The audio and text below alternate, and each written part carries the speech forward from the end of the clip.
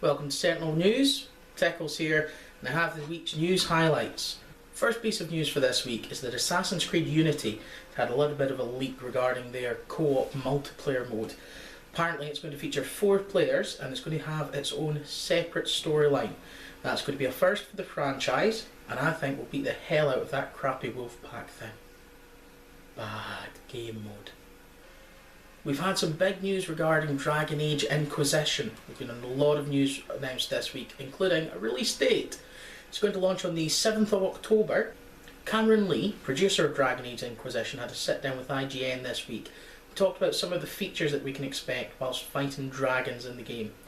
He's gone on to say that there will be localised damage when fighting dragons, so if you were to, for instance, hit a wing, it's the wing that takes damage. Also, they won't be a static enemy, as we'd come to expect with a dragon. They will have strafing runs and apparently charge straight at you. Now we can assume that depending on how you damage the dragon, it's going to affect how the dragon will actually then fight. Obviously if you cut off its wings, it's going to have difficulty flying. BioWare have also released box art for the game, and you can see that here.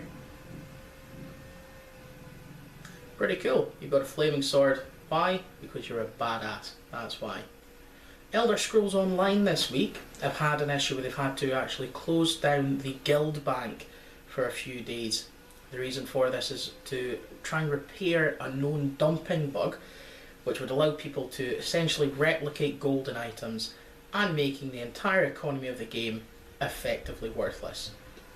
The guild bank is now back online, and the developers have reportedly fixed the dumping bug. Metal Gear Solid Ground Zeroes is going to open up exclusive content that was originally for Sony players to everyone. That's going to include a couple of new missions and apparently the playable character Raiden. But he won't have his sword. A new 9-minute clip of Watch Dogs has been shown on YouTube from Ubisoft. It goes on to show some of the multiplayer modes and the differences between what one player will see and the other. It looks quite impressive, so by all means have a look over to YouTube and check that out. Well, that's all from me. Tickles out.